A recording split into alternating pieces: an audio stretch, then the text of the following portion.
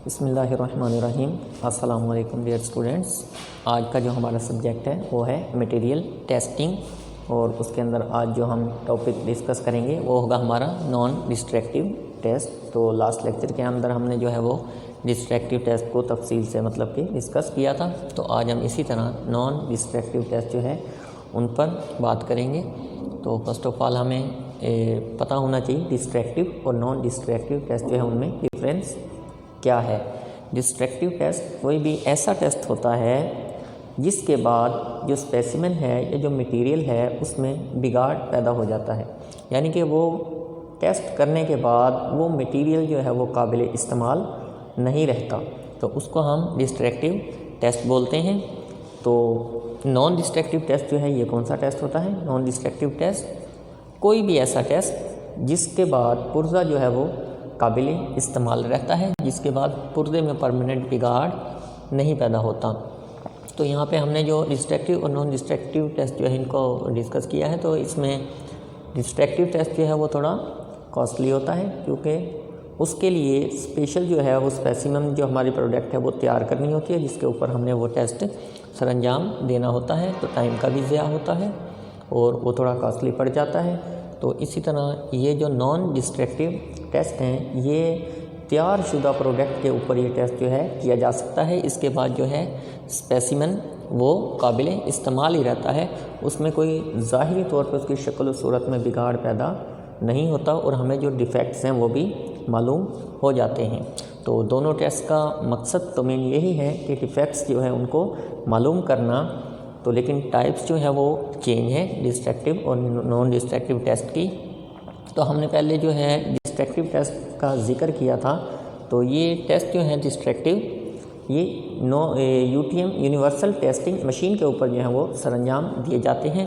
इसके अंदर हमने टेंसाइल टेस्ट का जिक्र किया था, कंप्रेशन टेस्ट का जिक्र किया था, बेंडिंग टेस्ट का जिक्र किया था, शेयर टेस्ट का जिक्र किया था और हार्डनेस टेस्ट का जिक्र किया था। ये जितने टेस्ट हैं ये यूटीएम मशीन के ऊपर सरंजाम दिए जाते हैं। हार्डनेस टेस्ट में आगे ब्रेनल हार्डनेस, रॉकवेल हार्डनेस और बिकर हार्डनेस, ये 3 तरह के जो हैं वो टेस्ट होते हैं।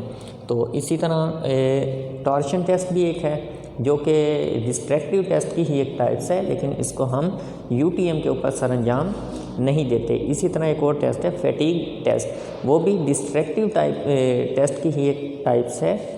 तो उसको भी हम जो है यूटीएम के ऊपर सरंजाम नहीं देते, बल्कि अलग से उसकी भी एक मशीन जो है वो इस्तेमाल की जाती है। तो इसी तरह आज हमारे पास जो है नॉन डिस्ट्रक्टिव टेस्ट। तो इस नॉन डिस्ट्रक्टिव टेस्ट की भी चंद टाइप्स हैं। जिस तरह के डिस्ट्रक्टिव टेस्ट की टाइप्स हमने बयान की हैं, इस तरह नॉन डिस्ट्रक्टिव टेस्ट उसकी टाइप्स हैं pressure test, hammer test, visual test और डाई पेनिट्रेंट टेस्ट। इसके अलावा भी कुछ टाइप्स हैं एक्सरे टेस्ट, मैग्नेटिक टेस्ट, तो लेकिन वो कोर्स में जो हैं नहीं है। तो हम आज उन्हीं को डिस्कस करेंगे जो हमारे कोर्स आउटलाइन के मुताबिक हैं। तो उसके अंदर हमारे पास 4 टेस्ट हैं, pressure test, hammer test, visual test और डाई पेनिट्रेंट टेस्ट। तो फर्स्ट ऑफ ऑल हम यहाँ पे जिक्र करेंगे कि प्रेशर टेस्ट जो है ये कौन सा टेस्ट होता है।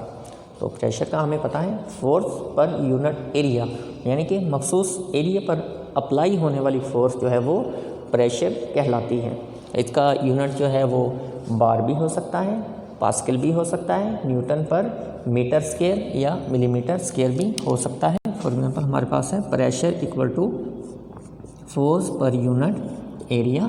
तो फोर्स का यूनिट है यहाँ पे न्यूटन, एरिया का मीटर स्क्वायर भी हो सकता है और मिलीमीटर स्क्वायर भी हो सकता है। तो 1 pascal equal to 1 newton per metre square होता है, यानी कि 1 newton per metre square equal to 1 pascal. तो ये इक्वल हैं एक दूसरे के, एक दूसरे में इनको हम यूनिट को कन्वर्ट किया जा सकता है। तो हमारा पहला जो टेस्ट है वो टेस्ट ही प्रेशर टेस्ट है। प्रेशर का हमने जिक्र किया। प्रेशर का जो फार्मूला है फोर्स पर यूनिट एरिया, इकाई रकबा पर अमल करने वाली कुव्वत या मखसूस एरिया पर अप्लाई होने वाली कुव्वत प्रेशर कहलाती है। जबकि हमने एक चीज़ जिक्र की थी स्ट्रेस। स्ट्रेस क्या होती है? स्ट्रेस की डेफिनेशन भी सेम एज यही है, फोर्स पर यूनिट एरिया, मखसूस एरिया पर अमल करने वाली कुव्वत स्ट्रेस कहलाती है। उसका भी यूनिट सेम यही है, क्योंकि फार्मूला यही है, डेफिनेशन यही है। तो इसी तरह स्ट्रेस में और प्रेशर में भी एक डिफरेंस है जो हमें मालूम होना चाहिए। सॉलिड चीज़ों के लिए जो फोर्स पर यूनिट एरिया इस्तेमाल होता है उसको हम स्ट्रेस का नेम देते हैं, जबकि लिक्विड चीज़ों के लिए जो फोर्स पर यूनिट एरिया इस्तेमाल होता है उसको हम प्रेशर का नेम देते हैं। तो स्ट्रेस में और प्रेशर में बाद लोगों को जो डिफरेंस नहीं मालूम होता, तो उसमें यही डिफरेंस है, सॉलिड के लिए स्ट्रेस है जबकि लिक्विड के लिए प्रेशर है। तो अब हम यहाँ पे प्रेशर टेस्ट जो है इसका जिक्र करेंगे कि प्रेशर टेस्ट क्या होता है। इसका मतलब कि ऑब्जेक्टिव ऑफ टेस्ट, यानी कि इस टेस्ट का मकसद क्या है। प्रेशर टेस्ट का मकसद है किसी प्रेशर वेसल में उसकी जो प्रेशर को बर्दाश्त करने की जो सलाहियत है, जो उसकी कैपेसिटी है, उसको जांचना, उसका मुतालिया करना कि ये कितना प्रेशर जो है ये बर्दाश्त कर सकता है, इसकी प्रेशर कैपेसिटी क्या है। तो प्रेशर वेसल क्या है? प्रेशर वेसल कोई भी ऐसा बर्तन जिसके अंदर हम लिक्विड को या फ्लूइड को प्रेशर के ज़रिए भर सकें या स्टोर कर सकें, उस बर्तन को हम प्रेशर वेसल का नाम देते हैं। तो हमने जिक्र किया है कि किसी प्रेशर वेसल की जो प्रेशर को स्टोर करने की जो कैपेसिटी है उसका मुतालिया करना प्रेशर टेस्ट कहलाता है। तो प्रेशर वेसल के अंदर हमारे पास गैस सिलेंडर भी हैं, एयर वेसल भी हैं, बॉयलर भी हैं, सबके अंदर जो है प्रेशर के ज़रिए कोई ना कोई लिक्विड भरा जाता है, तो उन सब को हम प्रेशर वेसल कह सकते हैं। तो प्रेशर टेस्ट के अंदर हम किसी प्रेशर वेसल की सलाहियत का मतलब कि मुतालिया कर रहे हैं, उसको जांच रहे हैं कि इसमें कितनी सलाहियत है इस प्रेशर को स्टोर करने की। तो उसके लिए ऑब्जेक्टिव तो हमने बयान कर दिया कि उसका मकसद है बस उसकी सलाहियत मालूम करना कि कितनी सलाहियत है प्रेशर को स्टोर करने की। उसका जो प्रोसीजर है कि इसका तरीक़ाकार क्या है टेस्ट का, किस तरह हम उसकी जो प्रेशर कैपेसिटी है उसको मालूम कर सकते हैं। तो उसका तरीक़ाकार यही है कि हम फ़र्स्ट ऑफ़ ऑल एक प्रेशर वेसल लेंगे, यानी कि वो बर्तन लेंगे जिसके अंदर हमने प्रेशर के ज़रिए किसी भी लिक्विड को स्टोर करना है। तो उसको लेने के बाद हम जो है उसके इन और आउट जितने भी वाल्व हैं, यानी कि उसके दाखिली और ख़ारजी जितने भी मतलब के रास्ते हैं उनको हम क्लोज़ कर देंगे। तो उनको क्लोज़ करने के बाद एक रास्ते से हम उसके साथ जो फीड वाटर पंप है उसको कनेक्ट कर देंगे, यानी कि फीड वाटर पंप जो है वो वाटर सप्लाई करेगा उस वेसल के अंदर। तो इस बात का हमें आइडिया होना चाहिए कि जो फीड वाटर पंप है उसकी कैपेसिटी जो है, जो हमने प्रेशर टेस्ट करना है जिस वेसल का, उससे 1.5 गुना या 1.5 गुना से ज़्यादा होनी चाहिए। फॉर एग्ज़ाम्पल हमारे पास एक प्रेशर वेसल है जो हमने डिज़ाइन किया है 20 पास्कल प्रेशर को स्टोर करने के लिए।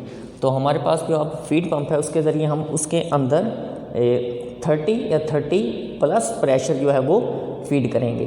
तो उसकी कैपेसिटी फीड वाटर पंप जो है उसकी कैपेसिटी 30 पास्कल तक होनी चाहिए कि वो इतने प्रेशर से अंदर लिक्विड को या वाटर को इन कर सके।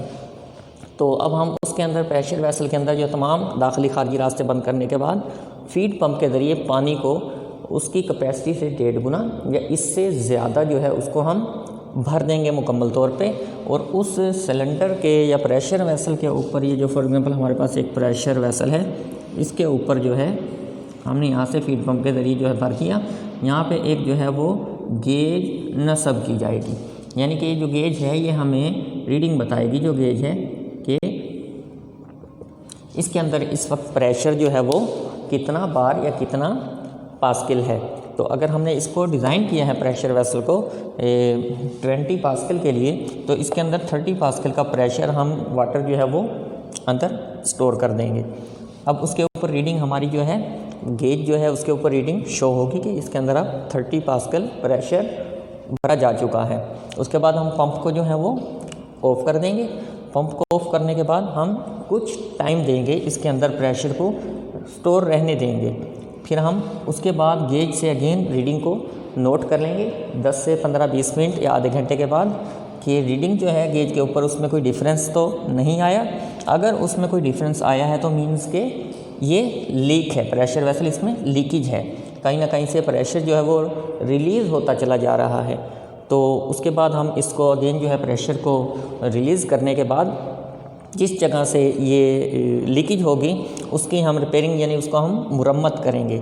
मुरम्मत करने के बाद अगेन हम यही जो है प्रोसेस दोबारा से स्टार्ट करेंगे। तो फिर हम उसको कुछ टाइम देंगे प्रेशर भरने के बाद। अगर वो फिर मतलब कि प्रेशर बरकरार है उसके अंदर 15-20 मिनट या आधे घंटे तक, तो इसका मतलब कि इसकी इतनी सलाहियत या इतनी कैपेसिटी है इस जो हमने ये मैन्युफैक्चर जो किया है एक प्रेशर वेसल, यानी कि ये 20 बार या पास्कल जो है इसके अंदर प्रेशर वो इजीली भरा जा सकता है, क्योंकि हमने 1.5 गुना से ज़्यादा उसको वाटर भर के टेस्ट किया है। तो एक और बात यहाँ पे है कि हमने प्रेशर वेसल डिज़ाइन किया है गैस के लिए, एयर वेसल के लिए, या हमने बॉयलर स्टीम के लिए। तो हमने टेस्ट के दौरान लिक्विड में पानी क्यों इस्तेमाल किया है, क्योंकि किसी भी बड़े हादसे या नुकसान से बचने के लिए टेस्ट के लिए वाटर जो है उसी का इस्तेमाल किया जाता है। अगर हम वाटर की बजाय इसमें इसकी कैपेसिटी से 1.5 गुना ज़्यादा गैस भरते, खुदा न खास्ता कोई हादसा हो सकता था, फट भी सकता था, तो बड़ा नुकसान हो सकता था, जिससे बचने के लिए वाटर का इस्तेमाल करते हैं। तो अब उसके बाद इसकी जो है ऑब्जर्वेशन एंड कंक्लूज़न जो है वो क्या होगी, वो ये होगी। अब इसके बाद हमने इसको टेस्ट कर लिया, मुकम्मल तौर पर प्रेशर बरकरार है। इसका अब हम मुशाहिदा करेंगे कि वाकई ये जो है इतने प्रेशर के लिए हमने डिज़ाइन किया है और इतना इसके अंदर डाल के हमने प्रेशर चेक किया है, ये बिल्कुल मतलब कि परफेक्ट है, हर लिहाज से काबिल इस्तेमाल है। तो इसके ऊपर मतलब कि इससे एग्री हैं हम, इस प्रेशर वेसल से इसको मज़ीद डिज़ाइन किया जा सकता है, वर्किंग जगह पे इसको हम अब इस्तेमाल कर सकते हैं। तो ये तो जो है आज का हमारा प्रेशर टेस्ट है, इसको हमने डिस्कस किया कि प्रेशर टेस्ट कैसे किया, इसका मतलब कि कैसे हमने चेक किया कि कितना प्रेशर पर ये काबिल इस्तेमाल है। तो इसके बाद दूसरा टेस्ट हमारा जो है यहाँ पे हैमर टेस्ट। प्रेशर टेस्ट के बाद एक और टेस्ट आ गया है अब, यानी कि हैमर टेस्ट। हैमर टेस्ट हम कैसे करते हैं? हैमर टेस्ट मतलब कि हथौड़ा, हैमर हथौड़े को बोलते हैं इंग्लिश में, हथौड़े की मदद से किया जाने वाला टेस्ट, हथौड़े की चोट लगाकर किया जाने वाला टेस्ट, उसकी आवाज़ सुनकर मतलब कि उसका जो मुशाहिदा किया जाने वाला टेस्ट कि जिसके ज़रिए हम आवाज़ के ज़रिए पहचान लें कि ये जो चीज़ है ये काबिल इस्तेमाल है या नहीं है, इसके अंदर कोई क्रैक्स वगैरह तो मौजूद नहीं है। तो आवाज़ से पहचाना जाने वाला जो टेस्ट है उसको हम हैमर टेस्ट का नाम देते हैं। उसकी ऑब्जेक्टिव ऑफ टेस्ट यानी कि उसका ख़ास मकसद क्या है उस टेस्ट का। तो हैमर टेस्ट की जो ऑब्जेक्टिव है, जो उसका मकसद है कि उसके अंदर पाए जाने वाले ऐब, खामियां, क्रैक्स, स्ट्रेन, बिगाड़ वगैरह जो है उनका मुतालिया करना इस टेस्ट का मकसद है हैमर टेस्ट का। यानी कि उसका जो ऑब्जेक्टिव है, जो हमारे पास स्पेसिमेन है या जॉब है, उसके अंदर पाई जाने वाले जो ऐब हैं, जो क्रैक्स हैं, जो होल्स हैं, उनका मुतालिया करना इस टेस्ट का, हैमर टेस्ट का मकसद है। तो उनका मुतालिया हम करते कैसे हैं, उसका प्रोसीजर क्या है, तरीक़ाकार उसका जो है वो क्या है। तो इसके अंदर हमारे पास जो स्पेसिमेन है या जो वर्कपीस जॉब हमने तैयार किया है, फर्स्ट ऑफ ऑल हम उसको लेते हैं और इसमें टेस्ट के दौरान जो है स्टेथोस्कोप जो है वो भी इस्तेमाल किया जाता है। स्पेसिमेन को रखते हैं, उसके अपोजिट जो है स्टेथोस्कोप का इस्तेमाल करते हैं और इस स्पेसिमेन के ऊपर हम एक फोर्स अप्लाई करते हैं, यानी कि हैमर की मदद से स्ट्राइक करते हैं एक फोर्स, जिससे एक आवाज़ पैदा होती है। तो उस आवाज़ को सुनकर हम ये जायज़ा लगा सकते हैं कि ये अंदर से मतलब कि खोखला है, इसके अंदर क्रैक्स हैं या कैसे हैं। लेकिन इस बात को मद्देनज़र रखना होता है, ये टेस्ट हर फ़र्द का काम नहीं है, ये सिर्फ तजर्बाकार, महारत रखने वाले जो इंस्पेक्टर हैं वो ही ये टेस्ट जो है प्रॉपर तरीके से सरंजाम दे सकते हैं। तो इसमें हमने पहले तो ये टेस्ट कर लिया। इसका एक और भी तरीक़ाकार है कि जो हमारे पास स्पेसिमेन है, जो जॉब है, उसको हम ज़मीन पर गिरा कर भी ये टेस्ट उसकी आवाज़ सुन के मतलब कि पहचान सकते हैं कि ये अंदरूनी तौर पर मतलब कि कोई होल्स या क्रैक्स वगैरह तो नहीं है। ये टेस्ट जो है ज़्यादातर कास्टिंग और वेल्डिंग से जो पार्ट जोड़े गए हैं उनके ऊपर किया जाता है कि वेल्डिंग की वजह से अंदरूनी तौर पे कोई नकाइस तो नहीं रह गए, क्रैक्स वगैरह तो नहीं है, या कास्टिंग हमने जो ढलाई की है, पिघला कर किसी चीज़ को हमने जो स्पेसिमेन तैयार किया है उसके अंदर कोई खला, कोई होल्स वगैरह या क्रैक्स वगैरह तो नहीं है। तो आवाज़ से फिर इसका हम आइडिया लगा लेते हैं कि ये अंदरूनी तौर पर मतलब कि काबिल इस्तेमाल है या नहीं है। फॉर एग्ज़ाम्पल हमारे पास एक शाफ्ट है, एक हॉलो शाफ्ट हो, एक हमारे पास सॉलिड शाफ्ट हो।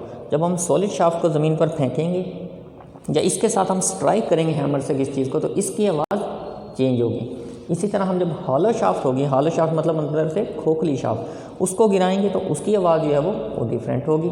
तो इसी तरह उसके ऊपर या हैमर से हम अप्लाई करेंगे कोई फोर्स, चोट लगाएंगे, स्ट्राइक करेंगे, उसकी आवाज़ भी डिफरेंट होगी।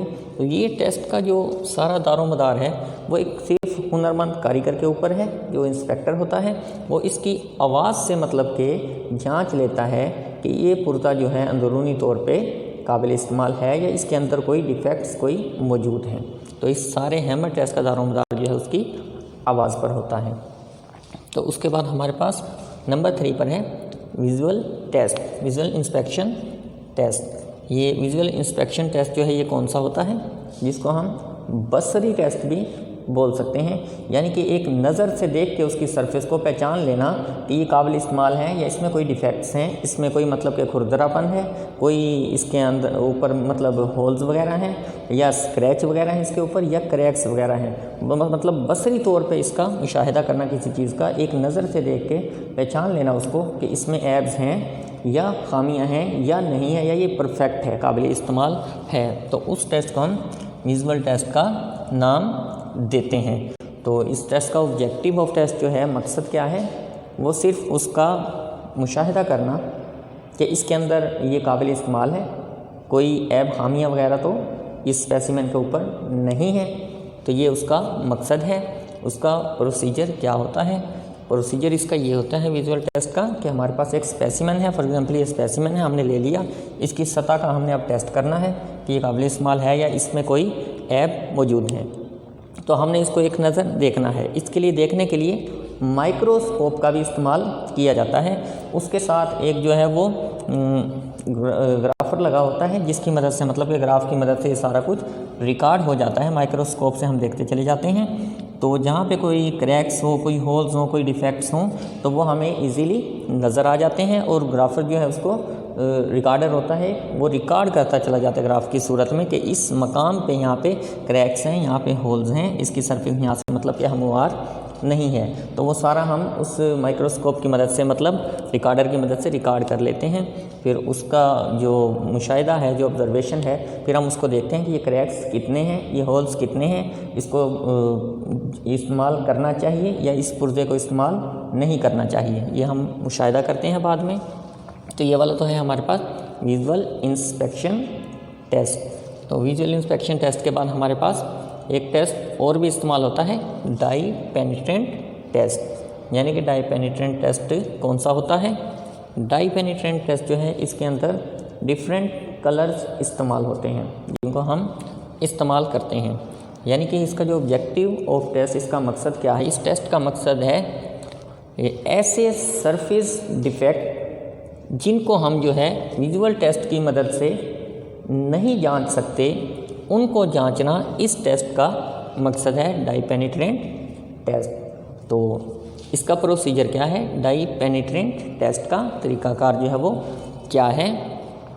विजुअल टेस्ट का तरीकाकार था, हमने एक नज़र से या माइक्रोस्कोप इस्तेमाल करके उसको देख लिया था, या तो एक और तरीकाकार था कि हमने उंगली की मदद से 25 मिलीमीटर पर मिनट से फिंगर उसके ऊपर मतलब के स्लाइड की, जिससे हमें पता चल जाता है इसकी सतह खुरदरी है, क्रैक्स हैं या होल्स वगैरह हैं। ये प्रोसीजर था विजुअल टेस्ट का। डाई पेनिट्रेंट टेस्ट का प्रोसीजर क्या है, तरीकाकार जो है, इसका तरीकाकार ये है कि फ़र्स्ट ऑफ ऑल हम सबसे मतलब कि जिस स्पेसिमेन के ऊपर हमने ये टेस्ट सरंजाम देना होता है, उसको एक परफेक्ट साइज़ में हम तैयार कर लेते हैं। ये नॉन डिस्ट्रक्टिव टेस्ट है। टेस्ट करने के बाद ही वो पुर्जा जो है वो काबिल इस्तेमाल ही रहता है। तो स्पेसिमेन को तैयार करने के बाद हम इसके ऊपर से जो इसकी सतह है मुकम्मल तौर पर साफ़ कर लेते हैं। यानी कि इसके ऊपर कोई नमी, ऑयल, ग्रीस वगैरह ऐसी कोई चीज़ भी मौजूद ना हो या जंग वगैरह, मुकम्मल तौर पे इसकी सफाई करते हैं। और सफाई करने के लिए हम जो है वो कंप्रेस्ड एयर भी इस्तेमाल करते हैं, ब्रेसी भी इस्तेमाल करते हैं और कास्टिक सोडा वगैरह भी इस्तेमाल कर लेते हैं। तो इसकी जब मुकम्मल सरफेस को हम साफ़ कर लेते हैं, उसके बाद फिर हमारे पास एक जो डाई पेनिट्रेंट यानी कि कलर जो है, चमकदार कलर्स वो इस्तेमाल होते हैं।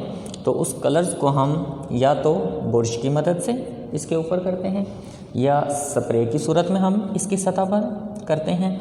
यह तीसरा तरीका होता है कि हम इसको स्पेसिमेन को उसके कलर्स के अंदर मतलब कि डुबो के निकाल लेते हैं। तो फिर इसको कुछ वक्फे के लिए टाइम दिया जाता है, तो जिससे कलर जो है इसके जो क्रैक्स हैं, जो होल्स हैं, उसके अंदर धंसाव समा जाता है वो कलर।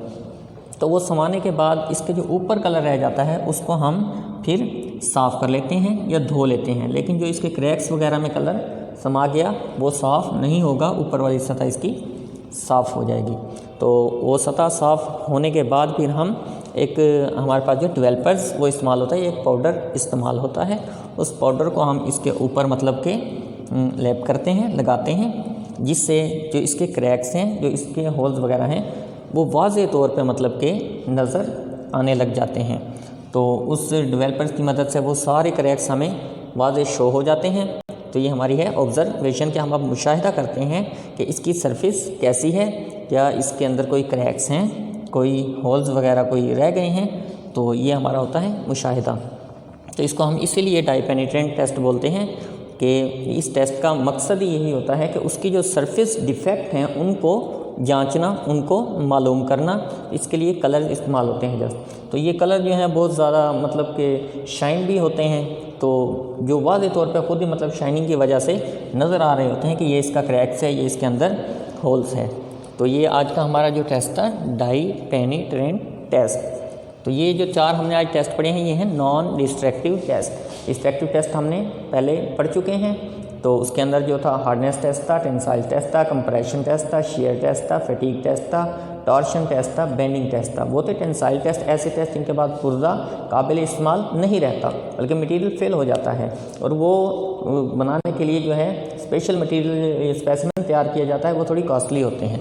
तो उसके बाद ये आज के जो हमारे टेस्ट हैं ये non destructive test, pressure test, hammer test, visual test, dye penetrant test. तो ये ऐसे टेस्ट हैं जिनके बाद पुर्जा काबिल इस्तेमाल रहता है, या ये बने बनाए जो है स्पेसिमेन या पुर्जा उसके ऊपर ये टेस्ट सरंजाम दिए जा सकते हैं और उनके बाद भी पुर्जा काबिल इस्तेमाल ही रहता है।